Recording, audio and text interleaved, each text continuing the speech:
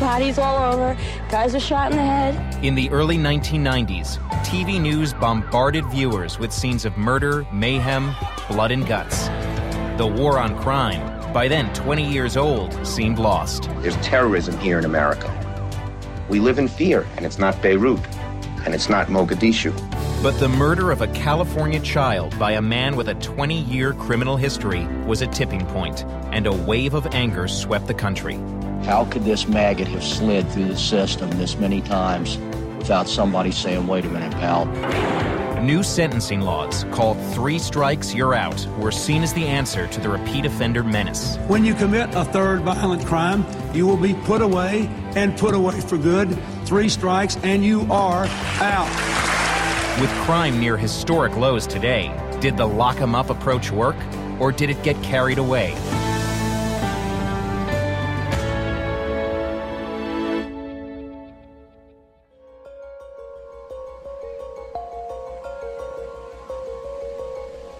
Despite its sunny reputation, California in the 1990s could be a dangerous place. Big cities were plagued with gang violence and drug crime.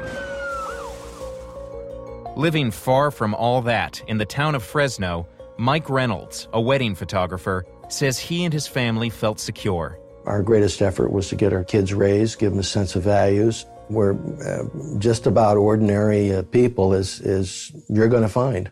But in 1992, their lives became anything but ordinary. Their 18-year-old daughter, Kimber, home from college for a wedding, went out one night with friends in downtown Fresno. As she went to get into the car, 2 men on a stolen motorcycle came up to her and tried to take her purse away from her. One of them pulled out a .357 Magnum and put it in her ear and pulled the trigger. There was nothing I could do. I've never felt so helpless in my life. She was a sweetie. The men who killed Kimber turned out to be so-called career criminals.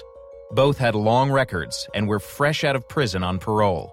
I'm a wedding photographer. What in the world would I know about the criminal justice system and what keeps turning these criminals back out again? At some point, somebody had to do something to keep this from happening again. Reynolds invited a dozen people to his home to bat around ideas that crystallized in a proposal known as 3 Strikes and You're Out. 3 strikes was what this was. If you have 2 serious or violent priors, the 3rd felony could indeed put you away 25 to life. Reynolds launched a one-man crusade, but didn't get far until another crime hit the news a year later.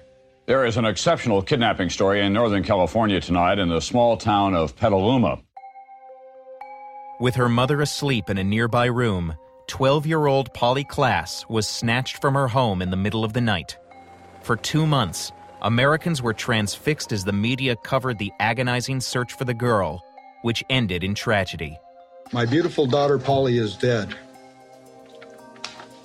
America's child is dead. Polly had been strangled and left in a field. Her killer had a violent rap sheet and had just been released from prison after serving half his sentence for a previous kidnapping. 3 strikes and you're out. Yes or no? When this tragedy hit, all of the radio stations, they just said, hey, this guy would not have been on the streets if California's 3 strikes law was in place. Support for 3 strikes and you're out is spreading like wildfire. Reynolds' petition drive took off, securing 800,000 signatures. We should start with a 3 strikes you're out bill. The nation, not just California, was shocked. It was a shocking crime. And it emboldened a lot of people who had sort of given up hope of changing things.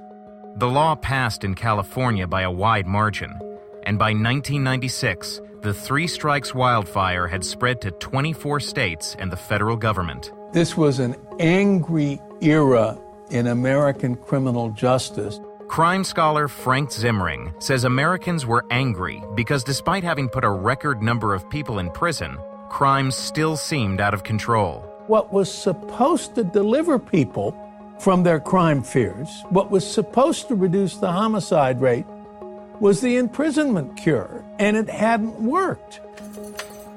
So that what happened in the 1990s is the transition from lock 'em up to throw away the key.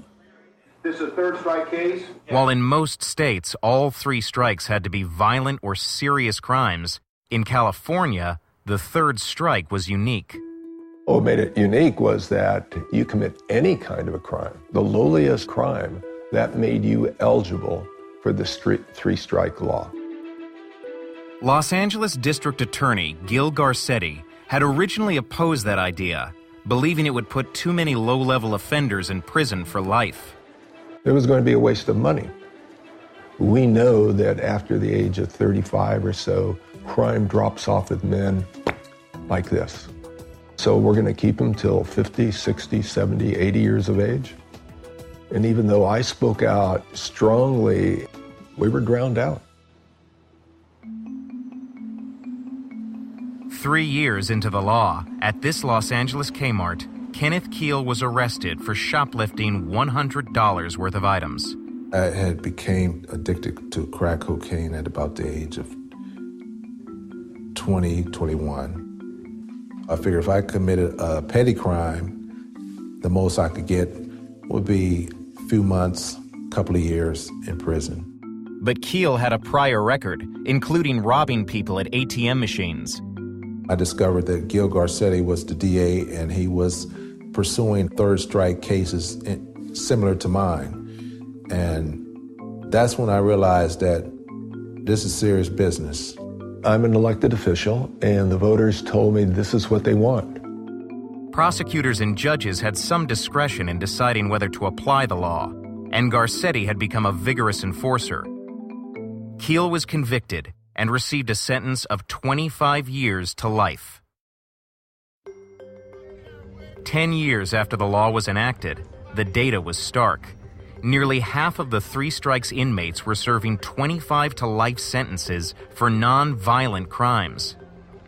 This law, I think, did not do what the voters intended. It completely overreached and resulted in judges having to mete out sentences that were disproportionate to the criminal conduct. He's accused of stealing a slice of pizza from a group of children at a beach pizza parlor. The media, which had fueled the public anger that led to the law, now had a field day with the most extreme cases. There was the pizza thief, the cookie thief, the bicycle thief. All received 25 to life sentences for petty crimes because of more serious crimes in their past. The question that's being raised is this really a good idea? The 3 strikes law ended up populating our prisons, which are grossly overcrowded, with petty thieves and drug addicts. Across the country, backers of tough sentencing laws, like 3 strikes, credit them with a historic drop in crime. But crime researchers say the drop is also due to many other factors, including 100,000 new police on the streets. We cannot simply prosecute or incarcerate our way to becoming a safer nation.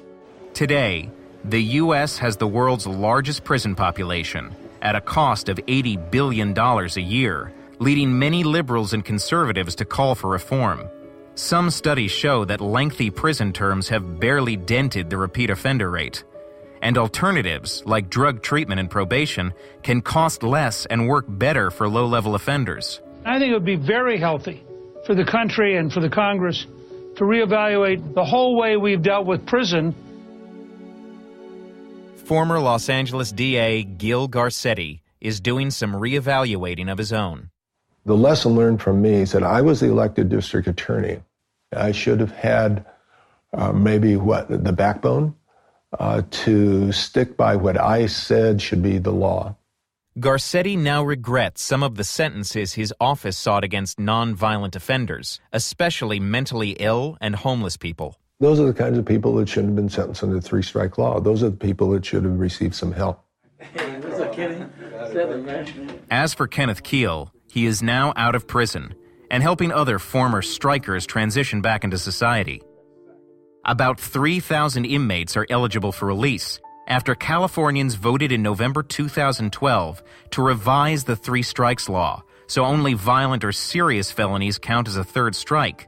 weakening the law voters had passed so overwhelmingly 18 years earlier. The worst way to enact a law is to do it in an emotional, angry response to two horrific crimes. I feel for the Mike Reynolds and the Mark Klasses of the world, but at the same time, they are not the ones who should be crafting and drafting our laws. But Mike Reynolds, who fought the change in the law, says even the original one he crusaded for didn't keep the accomplice in his daughter Kimber's murder behind bars. Douglas Walker served 4 years for that crime, but after he committed another, a judge decided not to sentence him under 3 strikes. He's just been released again and is back in Fresno County, where the Reynolds family still lives. There's a high probability that I could walk into a grocery store and we could be face to face. And that could happen. And the question is, what's he going to do and what am I going to do?